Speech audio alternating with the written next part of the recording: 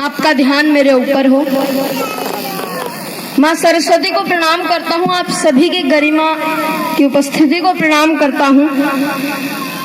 और ये आपको बताना चाहूंगा कि नारियां हारती नहीं, हराई जाती हैं। नारियां हारती नहीं, हराई जाती हैं। लोग क्या कहेंगे ये कहकर के डराई जाते हैं। लोग क्या कहेंगे ये कहकर के डराई जाते हैं। आज ये बच्चे अगर स्कूल में जाएंगे, अपने क्लासरूम में बैठेंगे, तो टीचर आएंगी तो ये टीचर को कहेंगे, या तो ये कहेंगे गुड मॉर्निंग मैम, या ये कहेंगे गुड मॉर्निंग सर। लेकिन जिसके बारे में मैं बताना जा रहा हूँ, अगर वो इस दुनिया में नहीं होती तो ये सिर्फ सर ही कहते, मैम होती नहीं टीचर।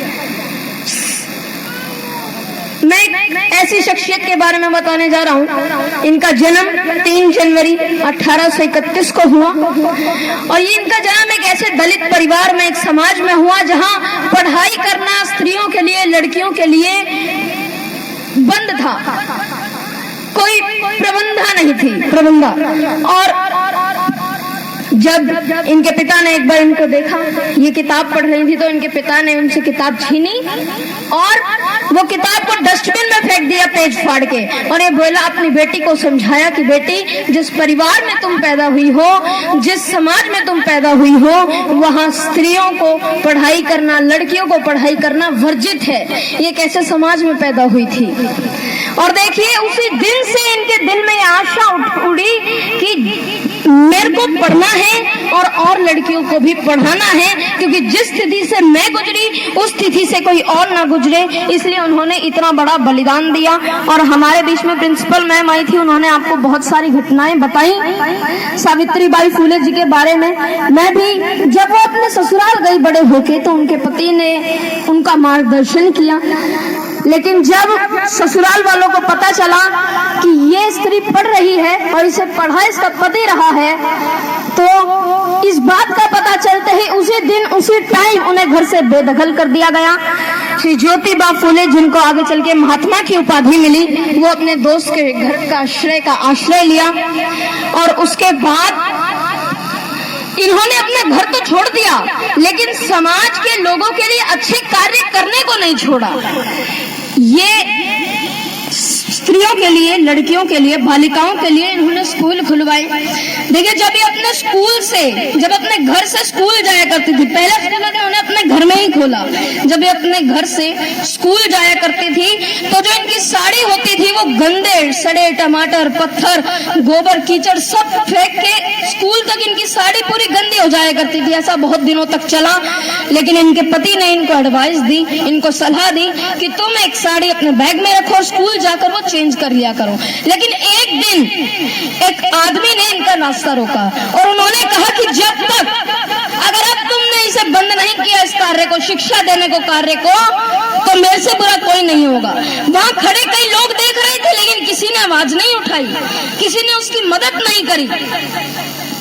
ये देखते हुए सावित्रीबाई फुले जी ने हिम्मत जुटाकर उस आदमी को कसकर एक तमाचा दे मारा। और उसके बाद सावित्रीबाई फुले जी का रास्ता रोकने की हिम्मत किसी ने नहीं करी, किसी ने भी नहीं करी। देखिए, ये मैं मानता हूँ कि उनका बलिदान बहुत ज्यादा सराहनीय था, लेकिन उनके बलिदान के बाद भी, उनके स्कूल खुलवाने के बाद भी, उनके शिक्षा देने के बाद भी, आज भी हमारे देश में कई लोग ऐसे हैं, कई बच्चे ऐसे हैं जो सावित्रीबाई फुले जी को नहीं जानते।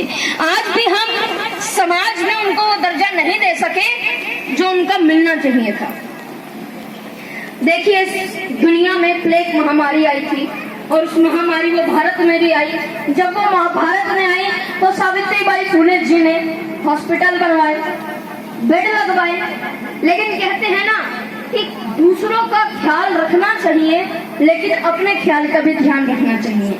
वो अपने ख्याल का नहीं ध्यान रख सकी, अपनी सेहत का ध्यान नहीं रख सकी, और इसके कारण प्लेग महामारी ने उनकी जान ले ली। ये पूरी भारत के लिए एक दुख की घटना थी। और इसी तरह 1897 को उनका देहांत हो गया। और देखिए, जो उनका मोटिव था कि सारे भारतवासियों को एकजुट होके भारत की परंपरा को साझा करना चाहिए। इसी मोटिव पे एक मदन मोहन समर्थ जी की कविता आप सभी के सामने प्रस्तुत करना चाहता हूँ। राष्ट्र की आराधना आराधना करें सभी, राष्ट्र हो प्रबल सबल यह प्रार्थना करें सभी, आराधना आराधना आराधना करें सभी, आराधना आराधना आराधना करें सभी। पृष्ठ पृष्ठ पर भविष्य का प्रयाण गान हो, विद्वता विशिष्टता से युक्त वर्तमान हो, द्वार द्वार हो विचार शुक्र के प्रसार का, शस्त्र से या शास्त्र से नाश हो विकार का, उन्नति के पथ सुगम कंटकों से हीन हो, संकटों से जूझने में सिद्ध हो प्रवीण हो, तंत्र मंत्र यंत्र से विश्व में विशेष हो, सोच में नवीन से नवीनतम ये देश हो, देश के विकास की कामना करे सभी, आराधना आराधना आराधना करे सभी, आराधना आराधना आराधना करे सभी। राष्ट्र की ध्वजा को धार कर धरा निखार दे, रोशनी समेट कर समूच तम को मार दे, अंग अंग में उमंग रंग में तरंग हो, वक्ष में वसुंधरा हो अक्ष में महंग हो, राष्ट्र के हितार्थ स्वार्थ से मुक्त हो प्रखर, थाम कर करों में कर समस्त ठान ले समर, ना प्रमाद ना विषादवाद ना विवाद हो, व्यक्तिवाद से प्रथम हृदय में राष्ट्रवाद हो, राष्ट्रवाद की हृदय में भावना भरे सभी, आराधना आराधना आराधना करें सभी, आराधना आराधना आराधना करें सभी।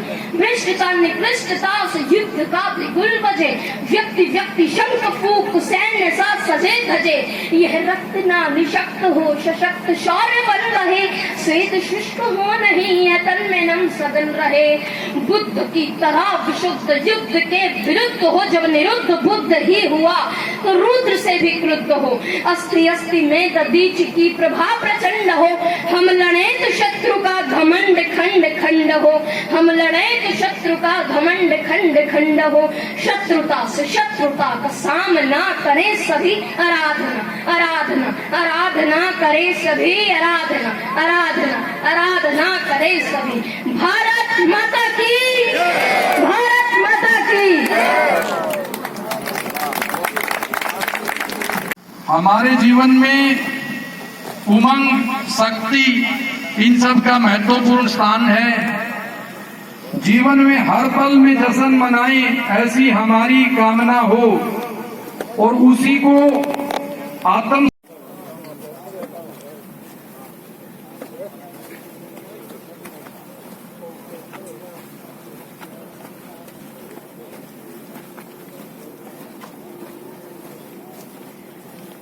देश नु चलो देश नु चलो